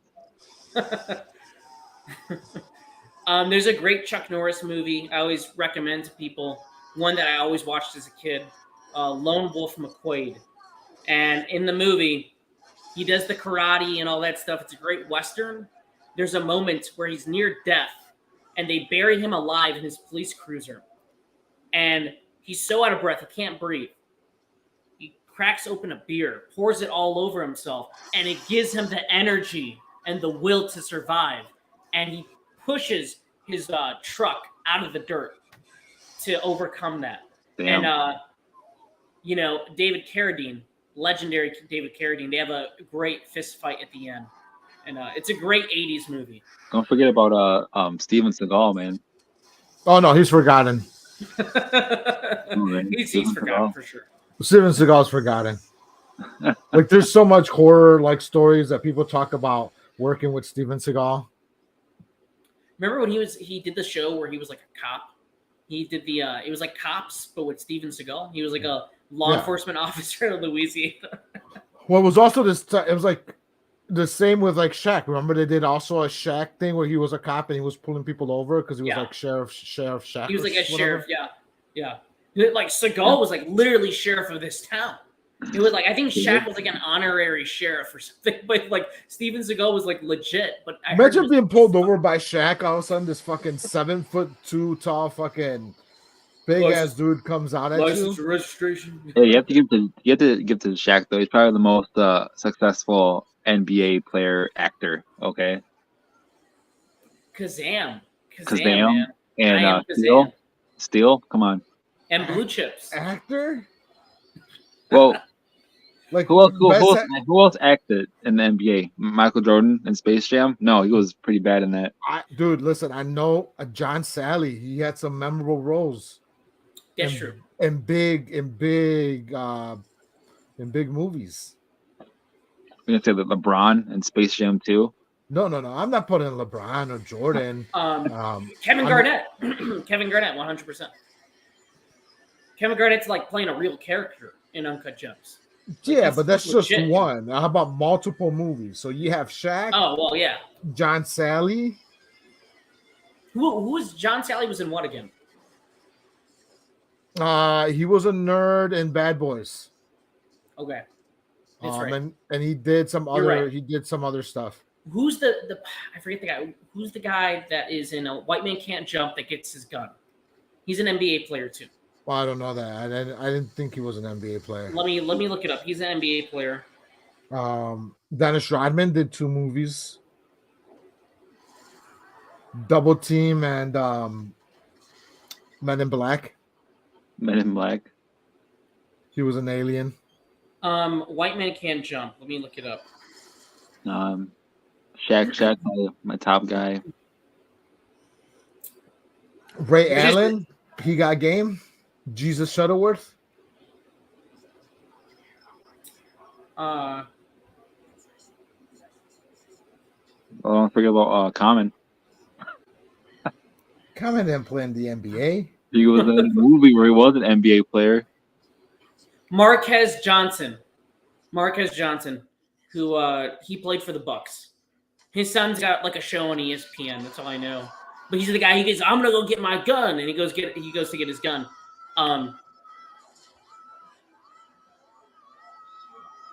Little Lonnie turning into a vampire now.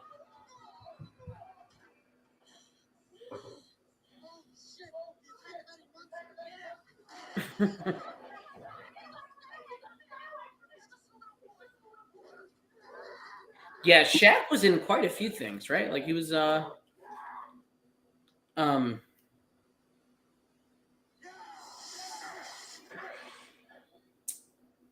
Shaq was he's in all like the Adam Sandler movies, like recently. He's in like a bunch of them. He plays a cop in Grown Ups too, I think. Yeah, he does. And he's also the disc jockey in Hubie Halloween.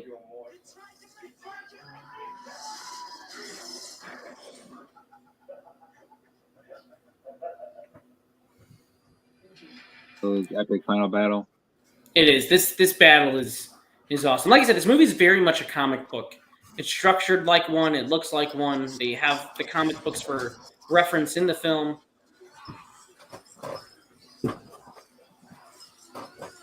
And this is probably the movie that got Joel Schumacher the Batman job. For sure. Like 10 years later? 100%.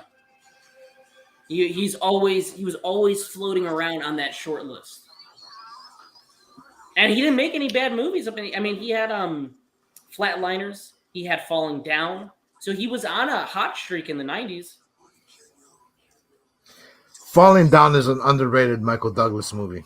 It is. I mean, like I said, Schumacher he put out some pretty big movies around that time. It was almost like a no-brainer. Like, oh yeah, this guy should make a Batman movie. Obviously, he can go dark. He can put in some comedy. Travis, don't start Tony on a rampage about Freddy got fingered. Shaq was in that movie. Holy fuck. What a waste of time that movie is. Probably the most epic death scene of a vampire. Daddy, would you like some sausage? I'm going to drive to work listening to Cry Little Sister the entire time now. Oh, I've been doing it for the past couple of days. You have to. Yeah, Phone Booth Chris is awesome. I love Phone Booth. The body and the blood. The body and the blood. The body and the blood. Evil dies tonight. St. Elmo's Fire is kind of god-awful. Not one of his best. Definitely like one that I feel like a lot of kids in the 80s and teenagers loved St. Elmo's Fire. A lot of people that grew up around then really loved that movie, but I don't know. I watched it a few years ago. I didn't really get what was so loved about it. Because Demi Moore was a babe? Yeah, probably. It was that era of those actors that were in those teen movies were definitely they were hot.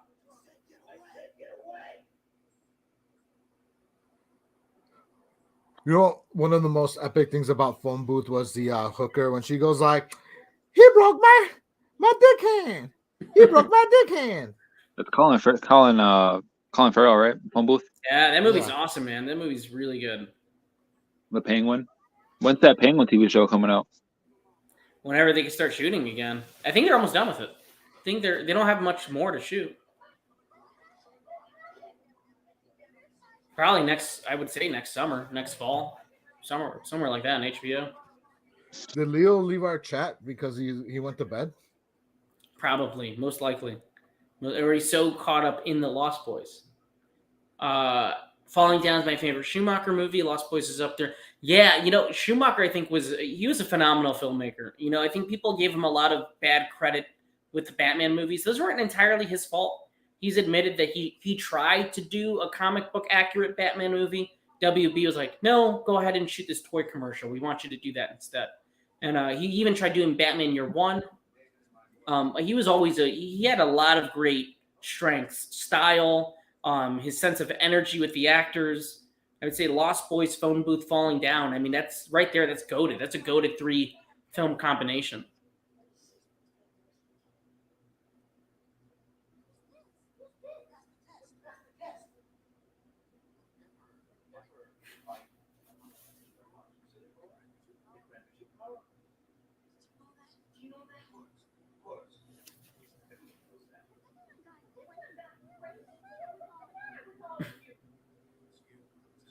I don't know why those guys make a big deal out of it. Why not just be fucking vampires? Making a big deal out of it. Like, damn, might as well fuck. He's already in the house. he's giving you the offer to turn the whole family into vampires. So why not take that offer? Why not?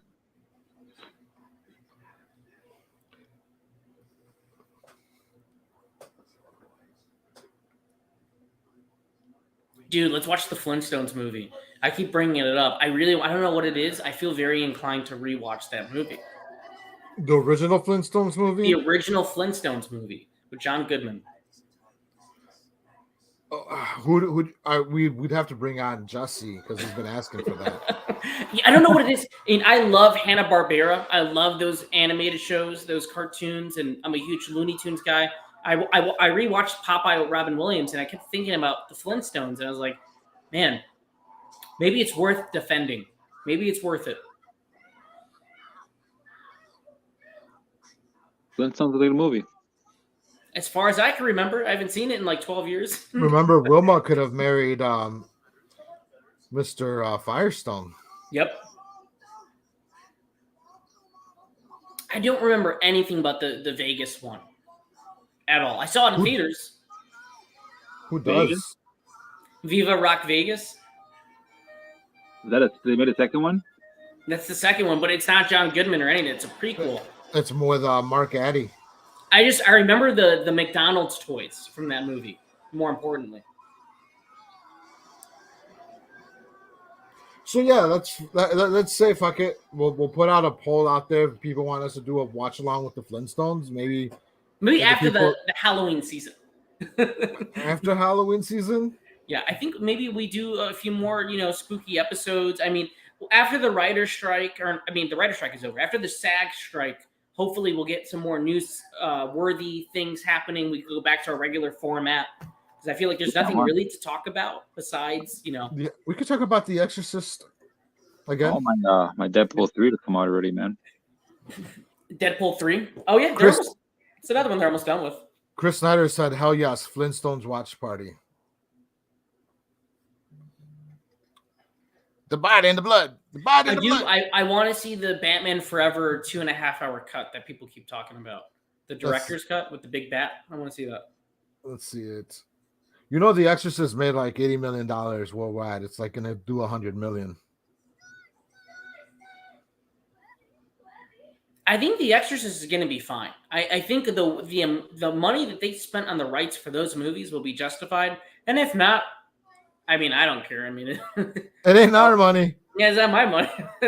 It's not that movie. As much as I was like, it's okay. I don't get the hate for it. It's not like a movie I'm going to be like savagely defending or anything. I think it'll be mildly successful, like it's going to be, and it's going to do amazing numbers on Peacock. Grandpa's root beer.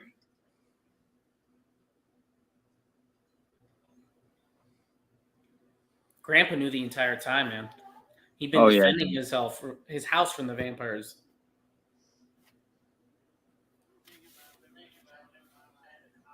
What a great ending. Great line. Great ending. R.I.P. Corey Haim. Gone too soon, man. He had a really tragic life. Really tragic life. Oh shit! Silver Bullet is recommended next. Oh, look at that. I should watch that this year. Honestly, it wasn't on my list for my October watches, but I think I might have to put it on. I haven't seen that in a few Corey years. Feldman still? No, it's not right. Corey Haim. That's Corey Haim. And then the uncle, man, who's the uncle? I forget his name. It'll come to me. The uncle was a. Isn't Gary Busey, isn't it? Yeah, I think it's Gary Busey. I got a Dracula 2000 recommended for me. We could do the Flintstones. I mean, with the never-ending story. Chris is saying do the Flintstones. I think the Flintstones. Growing up, I loved watching. Like I said, the animated show. I had.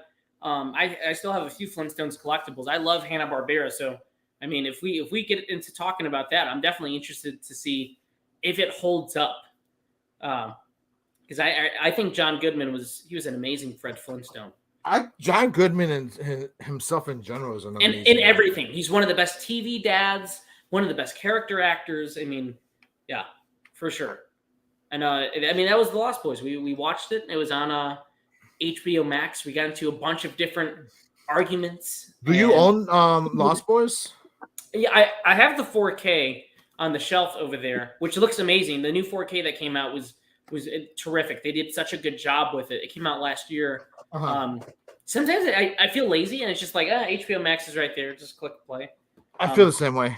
Yeah, especially if it's offered in 4K. Like I didn't even know HBO had. I think they've improved their library by having it in 4K now. So, but yeah, it's an awesome movie. It's such a fun time. The cast is amazing. Kiefer Sutherland is the best part, I think, as David. David's such a cool villain. He's up there for me with Jerry. They're both just sinister, sexy, just great villains all around. You guys may have changed my mind about it, though. Just saying.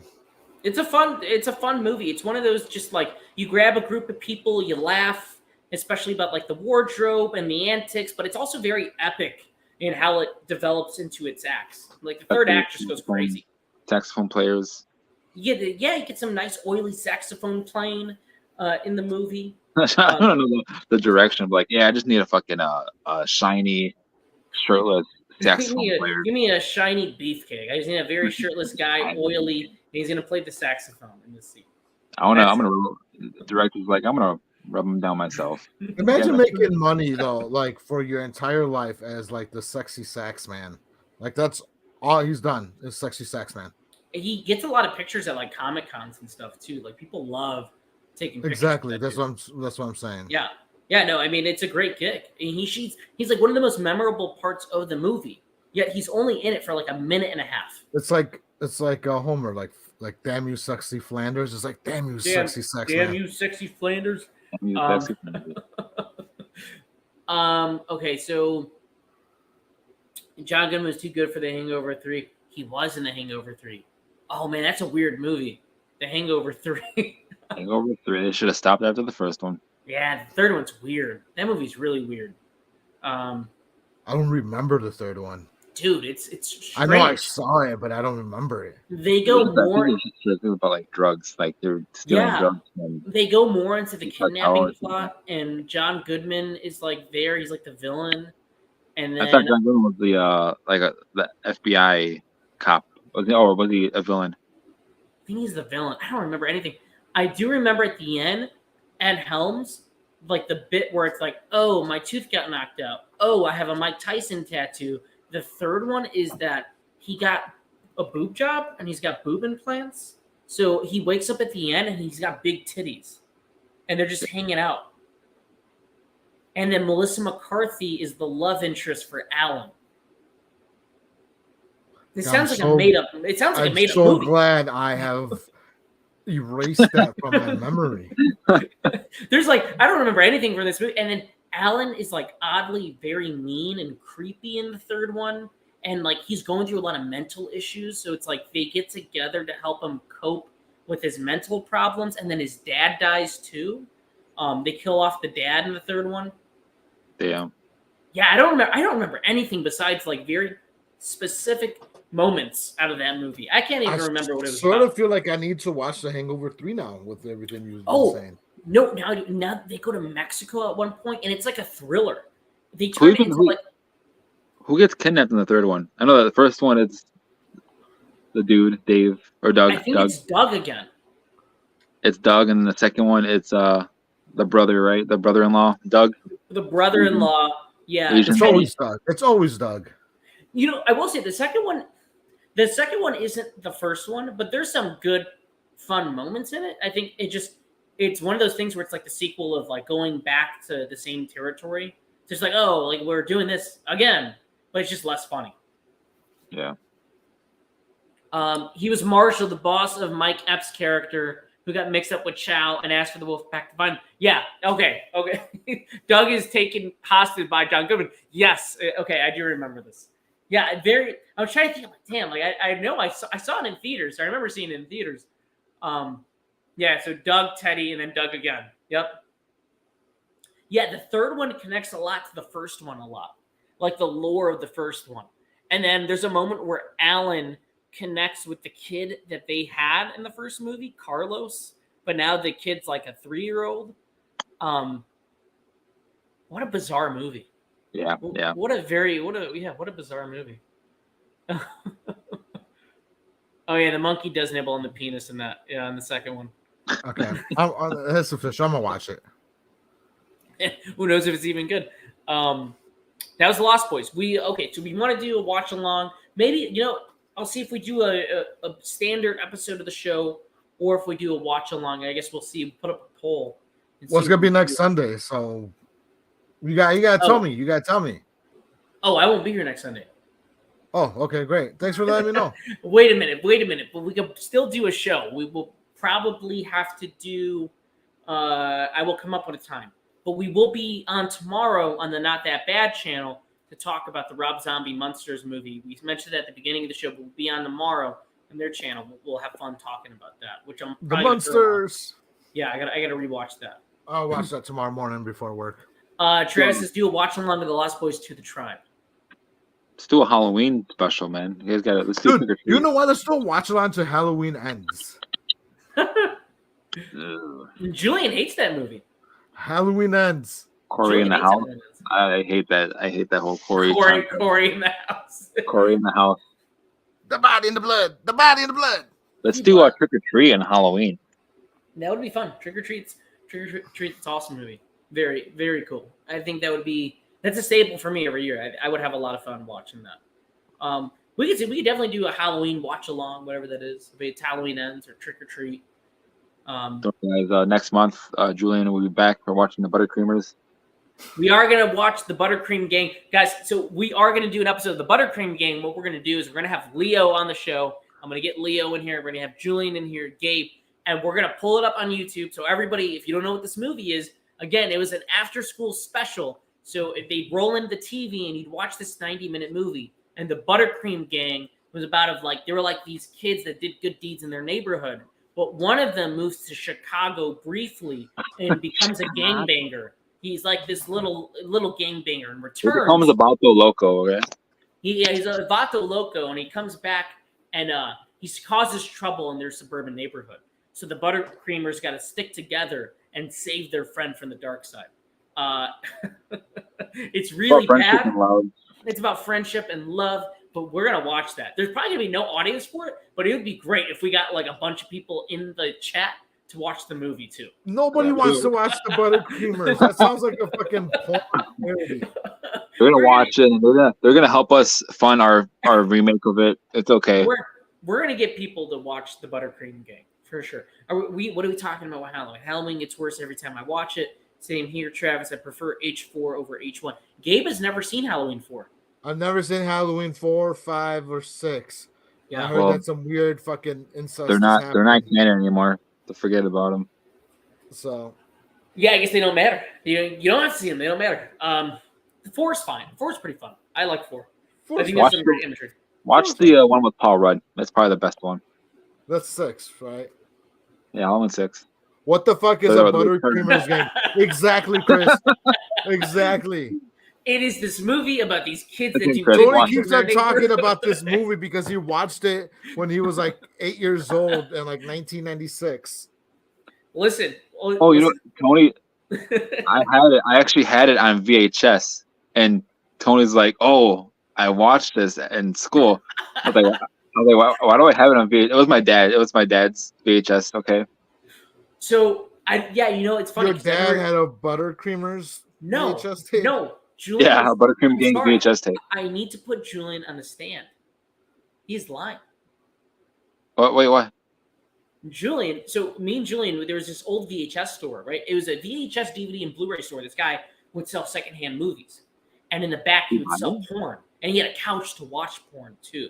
It was a dirty place. But in the front, we could go in there and buy DVDs, Don't sex shame. VHS. Why does it have to be dirty? No, it was a dirty couch. It had holes in it. Who knows who's back there? It's a casting couch. But the guy, he was nice. And he would sell DVDs for $3 and Blu-rays for $5 and VHS tapes for like 50 cents. So me and Julian would go in there and buy stuff. I'd buy like Running Scared, whatever I could find in DVD. You got Dogma from that place. Dogma. I think I bought.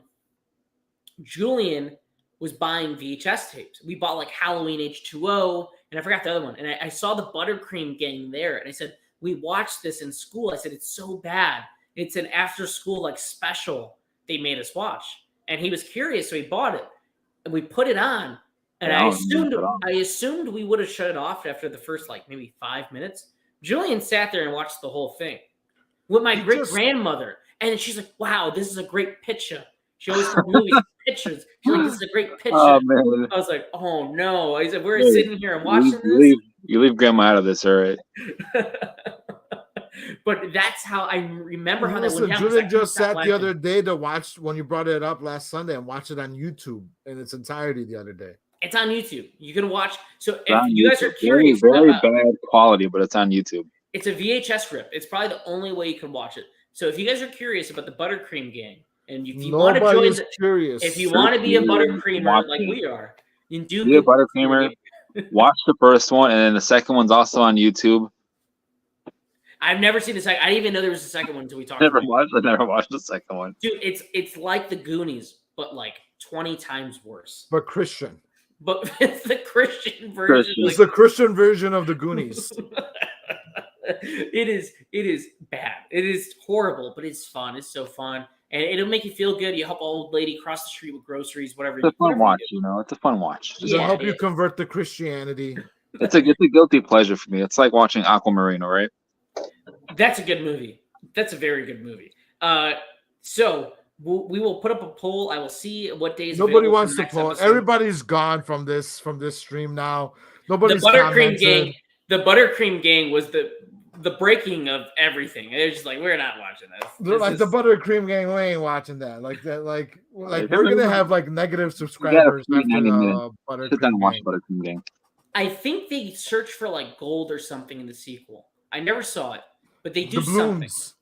Yeah, they go searching for like some buried treasure. Okay, we should probably end the show at some point. This was an incredible amount of fun. The Lost Boys is a staple for me every year. I don't know if I watch it around Halloween. I usually watch it around summer. It's always been like it's always a summer movie for me. They moved to Santa Carla in the summer. It's very sun drenched and cool and hip. That's always been like that with Jaws, horror movies I like to watch in July. But it was so much fun watching it with you guys here. It was definitely a good time. Good movie. So thank you to Julian for bringing it up to us. Gabe, you got anything to add before we close out? I have nothing to add to this at this point. I don't want to watch the Buttercream Gang.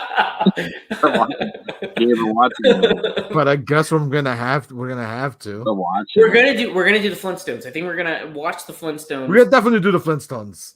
I think so. What's gonna happen is I think we're gonna do like this kind of impromptu kind of style of episodes coming as like again we're still in like the SAG strikes. There's nothing really going on with film besides upcoming movies, and as they come out, we'll do like spoiler talk. The body and the blood, like The Exorcist.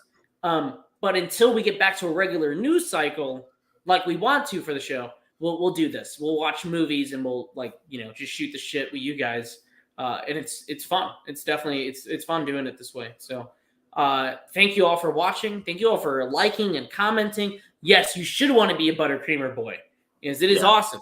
It is awesome. You get to do good deeds. We get to put cream in our butt. Me and Julian are gonna do buttercream boys things when we go to the city. No, that's not what we're doing. Thank you guys. It was nothing sexual. Buttercreamers for life. Cream. Thank you all for watching. And then I will update socials on what we're doing. This is inappropriate stuff. I'm hitting the outro.